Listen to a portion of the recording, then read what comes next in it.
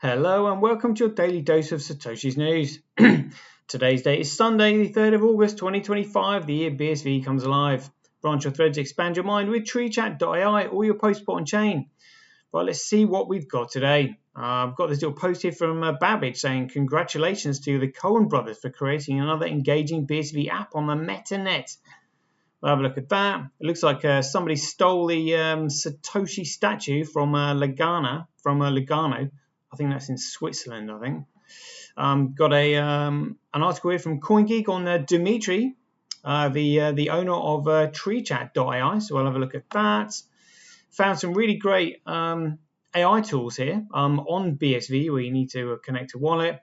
We've got some 365 days of Bitcoin history, and we'll then have a quick look through the figures. Right, let's get into it. Greg says he's Satoshi, like a cowboy in the West, riding on the blockchain that they call the very best. 1 million strong, them transactions flying free. Just wait for the Terra node, you'll surely see. Alrighty, here we go. Right, so let's have a look at this post here.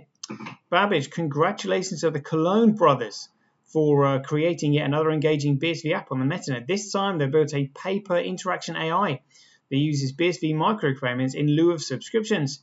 Private, cost-effective, and securely persisted on-chain.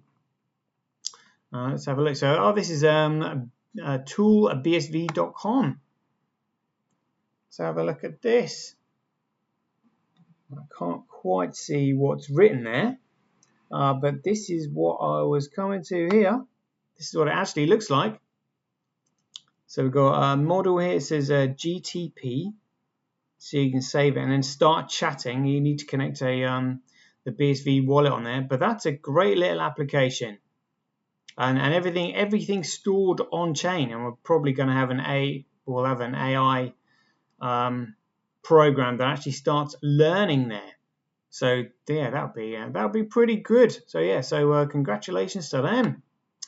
Right, let's have a look at this from Cointelegraph saying disappearing Satoshi statue in Lugano stolen 0.1 BSV offered for its return.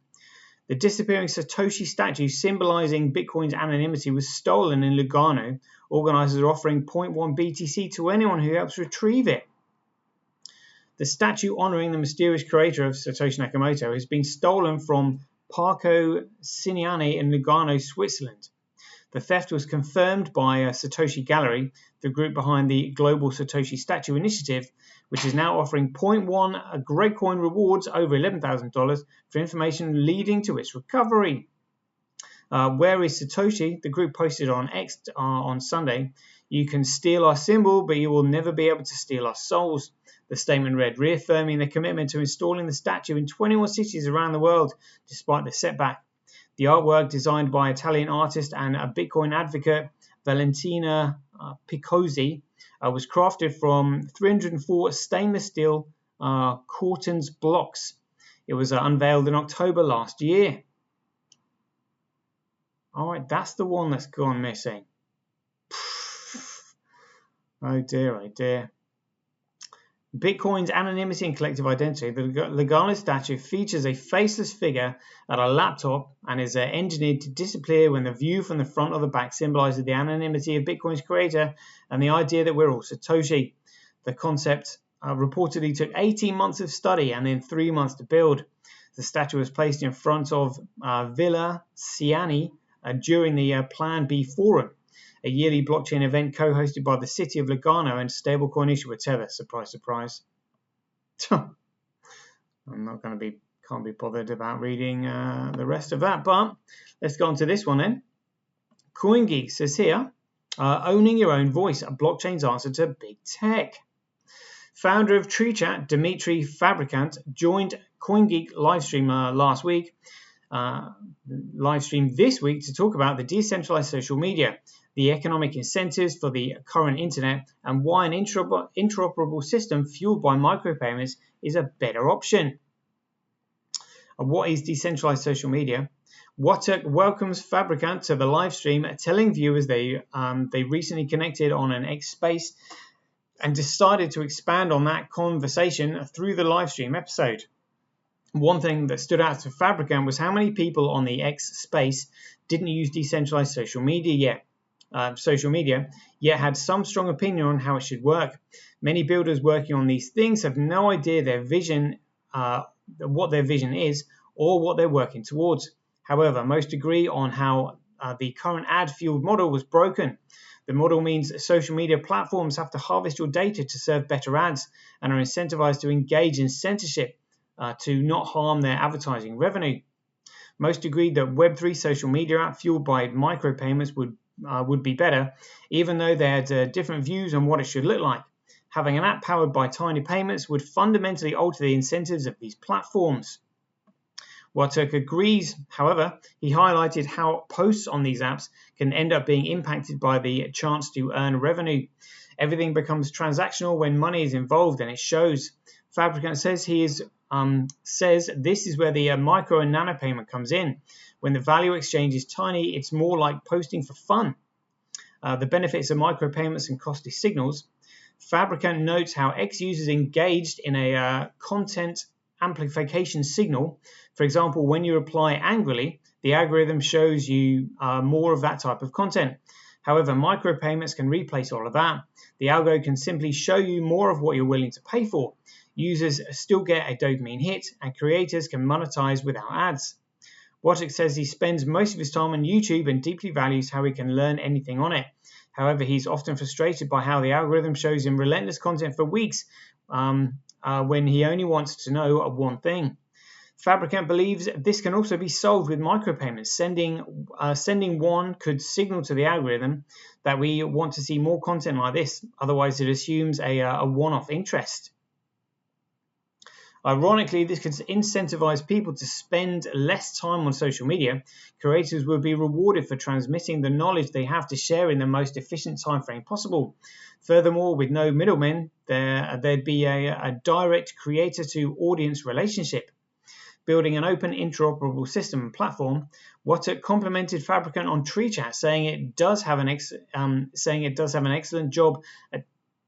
Has done maybe an excellent job at taking all the on-chain data and aggregating it so people can decide what they value and build with it. He thinks building a platform on which other people can build clients could be a good idea. Fabricant says he likes that idea, but it's a case of not having the resources to do anything simultaneously. He does think opening up the ecosystem, making everything interoperable, makes everything more valuable then. Overall, he's very optimistic about the future and thinks it all works out. Watuk feels the same. He sees it as a fundamental infrastructure. Oh wow. Yeah, that's awesome. Managing relationships with micropayments, Watuk talks about how managing all their relationships and interactions becomes impossible when a creator or personality reaches a certain size. For example, Joe Rogan likely has a team and he can no longer simply shoot off a tweet to a friend. Fabricant says there needs to be a hierarchical structure to all of this. Nobody has 10,000 actual friends, so we need a way to separate the significant ones from the rest. We can use a Bitcoin to do this, prioritizing them according to the metrics we choose. For example, we could prioritize them in terms of value exchange or total interactions. With a scalable blockchain and micropayments, we have a measuring stick that allows us to record everything. And we can also use it to send signals.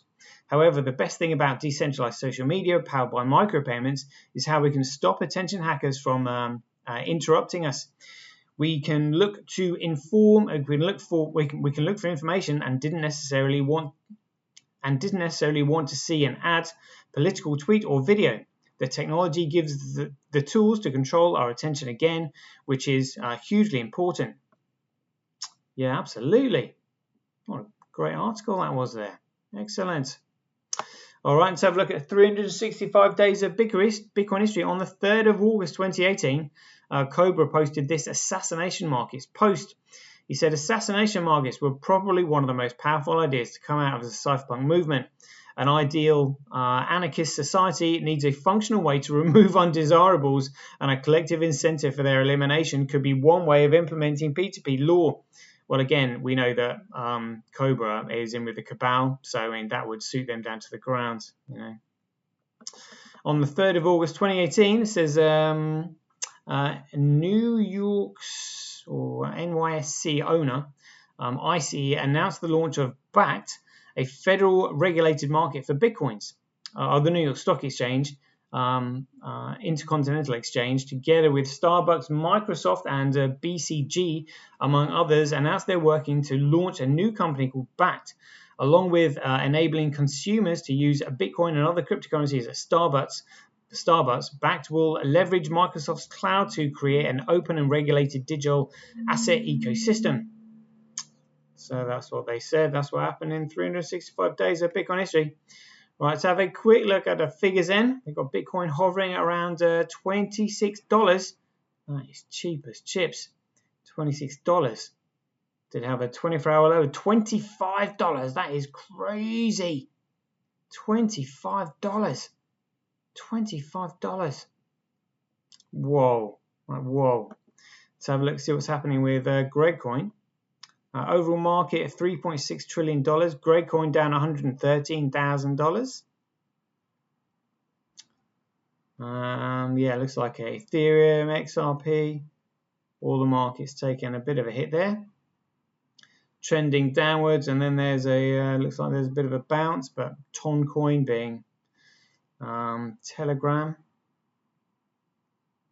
A lot of coins following each other this time. What's that one? PayPal USD. Give me a break. That'd be a stable coin. Bitcoin, yeah, $26.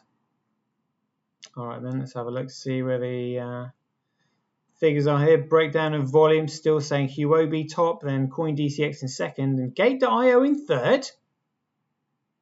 Well, if these figures are legit, that's pretty good for them.